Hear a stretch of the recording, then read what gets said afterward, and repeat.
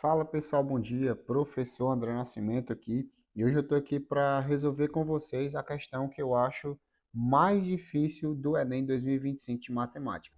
Bem, é uma questão muito difícil de cair, pessoal, cobrando o gráfico de uma função trigonométrica. Já caiu outras vezes, gráfico de função seno, função cosseno nos últimos 5 anos, se eu não me engano. Mas uma questão de função tangente é um pouco incomum de cobrar. Vamos aqui dar uma olhadinha nessa questão. Ó, o enunciado diz o seguinte: um recipiente tem um formato que faz com que, ao ser enchido de água com uma vazão constante, a distância D da lâmina de água ao tampo da mesa em centímetros aumente em relação ao tempo e diminua de acordo com a função do tipo.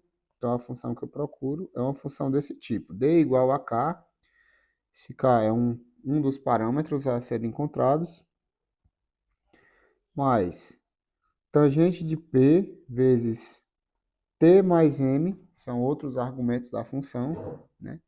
Sendo K e P e M números reais, para T variando entre 0 e 4 minutos, conforme ilustrado na figura, essa figura ao lado, tá? Que é o gráfico da função, na qual estão representados assíntotas verticais. Vou já explicar o que é essa assíntota, tá?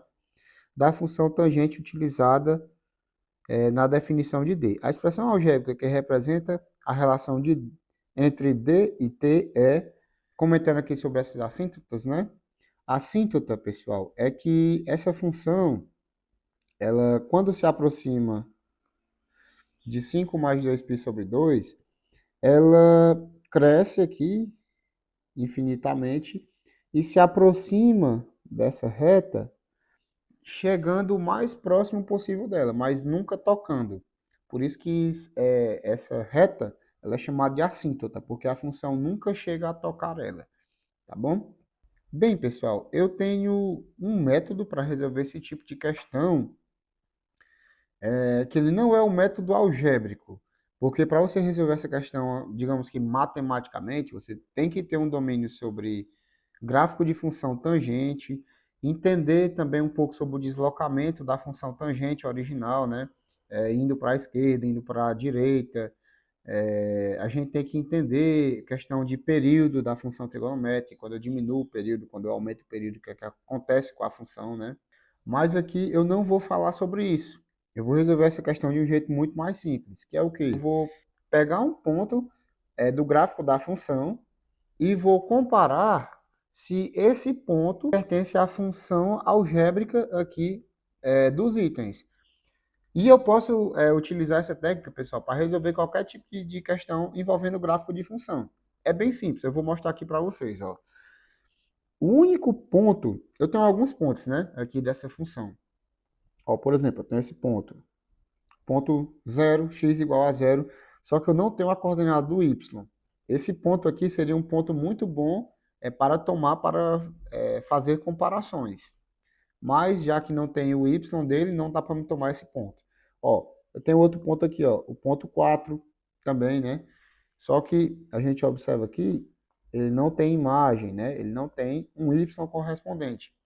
Então eu tenho que começar pegando um ponto, um par ordenado que pertence ao gráfico, que tenha coordenada x e coordenada y. O único ponto desse gráfico que tem coordenada x e coordenada y explícitas é esse ponto aqui, pessoal. Ó. E esse ponto tem coordenadas o quê? Esse ponto tem coordenadas x igual a 2,5. Só para efeito de não colocar 2,5, vírgula, o y, eu vou, ao invés de escrever 2,5, eu vou escrever 5 meios, pessoal. É a forma fracionária de 2,5, tá? Então, eu tenho o ponto 5 meios e y igual a 30. Então, eu sei que esse ponto, ele pertence ao gráfico da função. Se ele pertence ao gráfico da função, ele também tem que pertencer à expressão algébrica que representa essa função. Então, em outras palavras, o que é que eu tenho que fazer para descobrir qual expressão representa essa função? Eu tenho que pegar essas expressões, substituir esse ponto e verificar se esse ponto pertence à função. Quando é que o ponto pertence à função?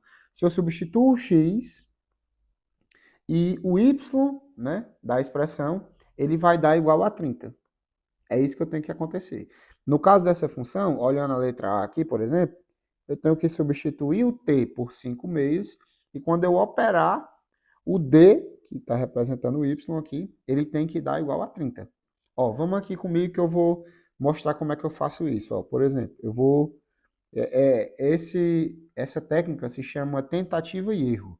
Tentativa e erro por quê? Porque eu vou testar todos os itens e 4 vão estar errados e um vai estar correto. Por isso que se chama tentativa e erro. Então a letra A vai ficar como, pessoal? Ó, substituindo D igual 2,5 mais tangente de 30 vezes 5 meios menos 5 menos 2π, tudo isso sobre 2.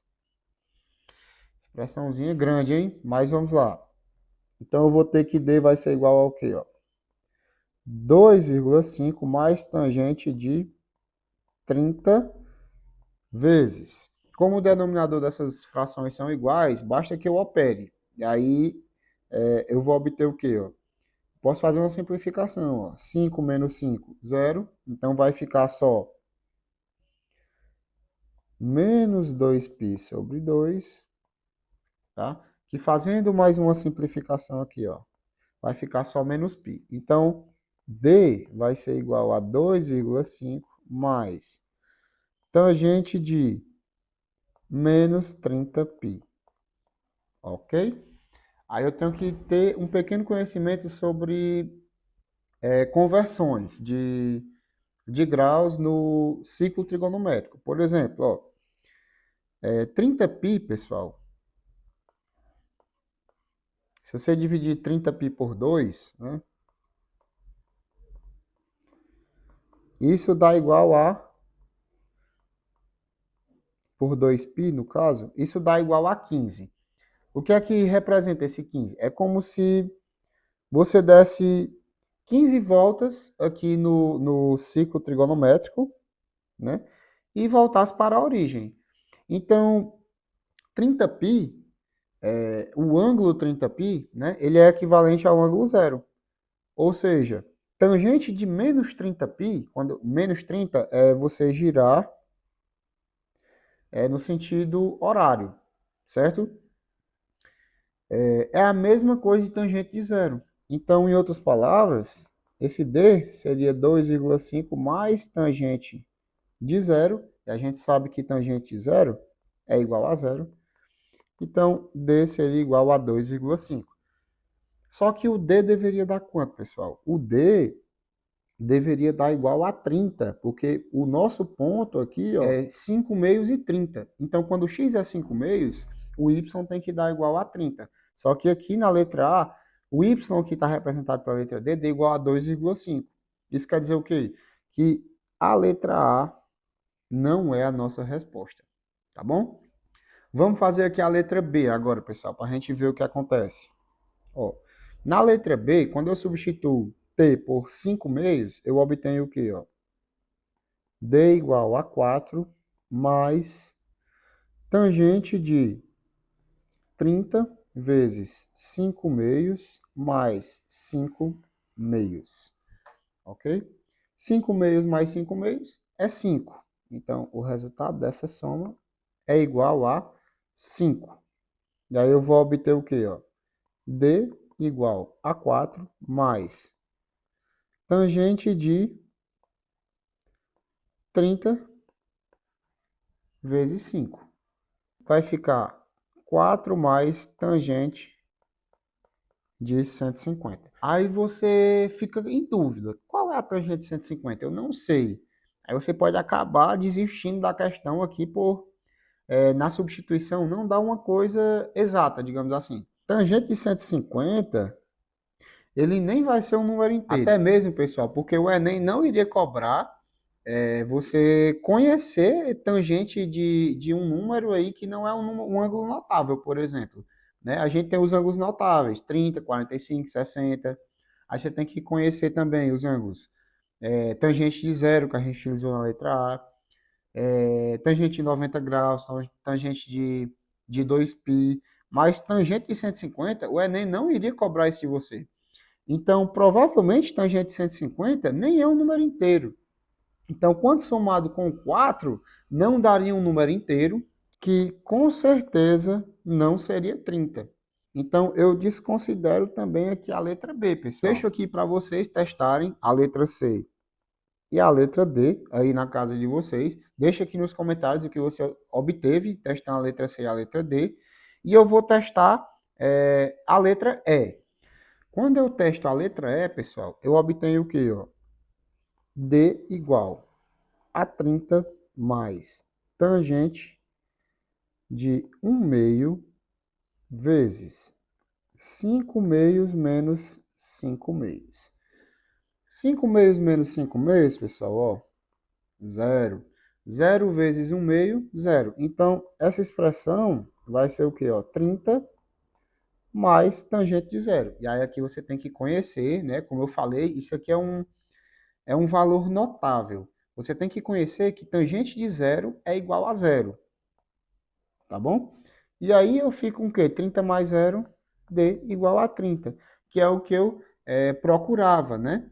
Porque esse ponto, 5/2 e 30, pertence ao gráfico da função, e eu acabei de mostrar que ele também pertence à expressão algébrica. Ou seja, essa é a resposta. Essa é a função algébrica que corresponde ao gráfico dessa função.